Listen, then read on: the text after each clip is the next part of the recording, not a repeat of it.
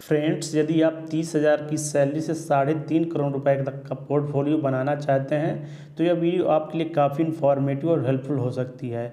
आज हम 3 ऐसे म्यूचुअल फंड्स देखेंगे जिन्हें आप अपने पोर्टफोलियो में ऐड करके फ्यूचर में अच्छे रिटर्न ले सकते हैं। तो आइए देखते हैं ये म्यूचुअल फंड्स कौन से हैं और आप उनको किस प्रकार से अपने पोर्टफोलियो में ऐड करेंगे। फ्रेंड्स, यदि आप चाहते हैं कि आपकी जो 30,000 की सैलरी है उसमें से जो सेविंग्स हो उससे आप 3.5 करोड़ रुपए का पोर्टफोलियो बना पाएँ, तो इसके लिए आपको अपनी सेविंग्स 7,000 तक करनी पड़ेगी और इस 7,000 की जो सेविंग होगी इसको आपको इन्वेस्टमेंट में लगाना पड़ेगा। अब आप सोच रहे होंगे कि 7,000 रुपये जो मैंने सेविंग कर दी उसको मैं इन्वेस्टमेंट कहाँ करूँ जिससे मैं 3.5 करोड़ रुपए का पोर्टफोलियो बना सकूँ। तो इस पैसे को आप SIP के माध्यम से म्यूचुअल फंड में इन्वेस्टमेंट कर सकते हैं, क्योंकि म्यूचुअल फंड में जब आप इन्वेस्टमेंट करते हैं और लॉन्ग टर्म के लिए इन्वेस्टमेंट कंटिन्यू रखते हैं तो यहाँ पर आपको 20 से 25% तक के रिटर्न मिल जाते हैं, जिससे आपको जो पोर्टफोलियो 3.5 करोड़ रुपए तक का हो सकता है। अब आइए देखते हैं कि आप इस 7,000 रुपये को म्यूचुअल फंड में किस प्रकार से इन्वेस्टमेंट करें जिससे आप मैक्सिमम रिटर्न ले सकें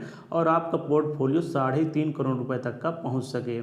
तो इस पूरे पैसे को आपको एक ही म्यूचुअल फंड में इन्वेस्टमेंट नहीं करना। अगर आप ऐसा करते हैं तो आपका रिस्क बढ़ेगा, इससे आपका पोर्टफोलियो भी लॉस में और निगेटिव हो जाएगा। क्योंकि अगर आप ऐसा करते हैं कि एक ही म्यूचुअल फंड में सारा पैसा लगा देते हैं तो मान लीजिए वो म्यूचुअल फंड स्कीम अच्छा परफॉर्मेंस नहीं कर रही है तो वहाँ पर आपका रिस्क बढ़ जाएगा और आपका पोर्टफोलियो भी निगेटिव में हो जाएगा। तो ऐसा करने से आपको बचना है। इसलिए रिस्क को मैनेज करते हुए इस पैसे को डिवाइड करके कई म्यूचुअल फंड में आपको इन्वेस्टमेंट करना है। ऐसा करने से म्यूचुअल फंड्स जो होते हैं, अलग अलग म्यूचुअल फंड्स वो अलग अलग रिटर्न देते हैं, इसलिए आप अलग अलग म्यूचुअल फंड्स के रिटर्न का बेनिफिट ले सकते हैं और इससे आपका रिस्क भी कम हो जाएगा, जिससे आपका पोर्टफोलियो ओवरऑल प्रॉफिट में रहेगा। क्योंकि आप जब कई सारे म्यूचुअल फंड स्कीम में इन्वेस्टमेंट करेंगे तो अलग अलग म्यूचुअल फंड स्कीम अलग अलग परफॉर्मेंस करती हैं। मान लीजिए कोई म्यूचुअल फंड स्कीम अच्छा परफॉर्मेंस नहीं कर रही तो आप दूसरे म्यूचुअल फंड स्कीम से अच्छा रिटर्न लेकर अपने पोर्टफोलियो को ओवरऑल प्रॉफिट में कर सकते हैं। इसलिए आप जब भी इन्वेस्टमेंट करें तो सारा पैसा एक ही म्यूचुअल फंड में न लगा के अलग अलग म्यूचुअल फंड में थोड़ा थोड़ा इन्वेस्टमेंट करें। इसके बाद आइए अब हम लोग देखते हैं कि इस 7,000 रुपये को इन्वेस्टमेंट करने के लिए फंड्स जिनको आप अपने पोर्टफोलियो में ऐड करके 3.5 करोड़ रुपए तक का रिटर्न ले सकते हैं। तो फ्रेंड्स, इस पोर्टफोलियो में एक स्मॉल कैप म्यूचुअल फंड शामिल करूंगा, एक mid cap mutual fund scheme और एक flexi cap mutual fund scheme. इन तीनों में आप इन्वेस्टमेंट करके अपने पोर्टफोलियो को अपना 3.5 करोड़ रुपए तक का बना सकते हैं। तो फ्रेंड्स, यहाँ पर एक डिस्क्लेमर है कि मैं जिन म्यूचुअल फंड स्कीम के बारे में बात करने जा रहा हूँ ज़रूरी नहीं कि आप इन्हीं म्यूचुअल फंड स्कीम में इन्वेस्टमेंट करें। अगर आपको सही लगती है, आपने इनके बारे में अच्छे से समझ लिया है, तभी अपना इन्वेस्टमेंट कंटिन्यू करें। तो आइए हम लोग देखते हैं वह small cap mutual fund scheme जिसको आप अपने पोर्टफोलियो में ऐड कर सकते हैं। तो वह है axis small cap mutual fund scheme. अगर इस फंड के फंड साइज की हम लोग बात करें तो 22,000 करोड़ रुपए से ज़्यादा बड़ा फंड साइज है इस म्यूचुअल फंड स्कीम का। इसका मतलब काफ़ी लोग इस म्यूचुअल फंड स्कीम में अपना पैसा लगा रहे हैं और अच्छा खासा रिटर्न भी बना रहे हैं। इस म्यूचुअल फंड स्कीम की एक्सपीरियंस रेशियो अगर हम लोग देखते हैं तो 0.54% है, जो कि 1% से कम है। ये काफ़ी अच्छी बात है। किसी भी म्यूचुअल फंड स्कीम में जब आप इन्वेस्टमेंट करते हैं तो एक्सपीरियंस रेशियो जरूर देखें, क्योंकि ये फंड मैनेजमेंट द्वारा ली जाने वाली फीस होती है और ये जितना कम होगी उतना रिटर्न हमारा कम इफेक्टिव होगा। वहीं इस म्यूचुअल फंड स्कीम के रिटर्न की हम लोग बात करते हैं तो पिछले 12 साल से जब से म्यूचुअल फंड स्टार्ट हुआ तब से इसने जो अपना एनुअलाइज्ड रिटर्न मेंटेन कर रखा है वो 25.52% तक का मेंटेन कर रखा है। इस म्यूचुअल फंड्स के होल्डिंग की हम लोग बात करते हैं कि म्यूचुअल फंड स्कीम हमारा पैसा कहाँ कहाँ पर इन्वेस्टमेंट कर रहा है। तो करंट टाइम में 111 कंपनीज में पैसा हमारा इन्वेस्टमेंट कर रहा है, जो कि अलग अलग सेक्टर में काम करने वाली कंपनीज हैं। अगर इस फंड में इन्वेस्टमेंट की हम लोग बात करते हैं तो आप इस फंड पर 3,000 रुपये की SIP स्टार्ट कर सकते हैं और आप चाहते हैं कि आपको अच्छा रिटर्न मिले, इसके लिए आप अपने इस इन्वेस्टमेंट को 20 साल तक कंटिन्यू रख सकते हैं। अब इस फंड्स को मैंने क्यों चूज़ किया, क्योंकि यह फंड पिछले कुछ सालों से स्मॉल कैप कैटेगरी में काफ़ी अच्छा परफॉर्मेंस कर रहा है, इसलिए इस म्यूचुअल फंड स्कीम को मैंने चूज किया है। अब आइए बात करते हैं उस एक mid cap mutual fund scheme को जिसको आप अपने पोर्टफोलियो में ऐड कर सकते हैं। तो यहाँ पर mid cap mutual fund scheme को मैंने पोर्टफोलियो में क्यों ऐड किया है, क्योंकि जो मिड कैप कैटेगरी के म्यूचुअल फंड स्कीम होते हैं उनमें मॉडरेट टाइप का रिस्क होता है, इसलिए आपका पोर्टफोलियो कम रिस्की हो जाएगा। क्योंकि यह फंड्स जब मार्केट वोलाटाइल होते हैं उस कंडीशन में भी अच्छा परफॉर्मेंस करते हैं। इस प्रकार से हम इस फंड को ऐड करके अपने पोर्टफोलियो को ओवरऑल पॉजिटिव में कर सकते हैं। तो हम जिस फंड की बात कर रहे हैं वो Motilal Oswal mid cap mutual fund scheme है। अगर इसके फंड साइज़ की हम लोग बात करते हैं तो यहाँ पर 12,000 करोड़ रुपए से ज़्यादा फंड साइज है। तो काफ़ी लोग इस म्यूचुअल फंड स्कीम में इन्वेस्टमेंट कर रहे हैं, क्योंकि ये मिड कैप कैटेगरी में काफ़ी अच्छा परफॉर्मेंस पिछले कुछ सालों से कर रहा है। अगर इस म्यूचुअल फंड स्कीम के एक्सपेंस रेशियो की हम लोग बात करें तो इसका एक्सपेंस रेशियो भी 1% से कम है, 0.58% है, जो कि काफ़ी अच्छी बात है।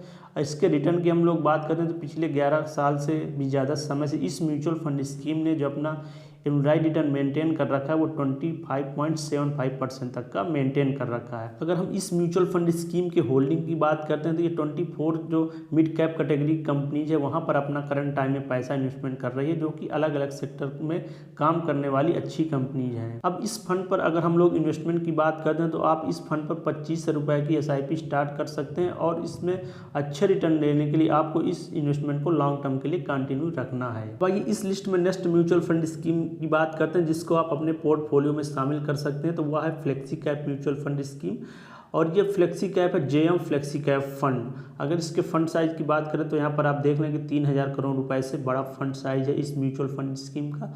एक्सपेंस रेशो देखते हैं तो एक्सपेंस रेशो काफ़ी कम है, इसका 1% से भी कम है, 0.39% है, जो कि आपके लिए काफ़ी अच्छी बात होने वाली है, क्योंकि आपका रिटर्न कम इफेक्टिव होगा।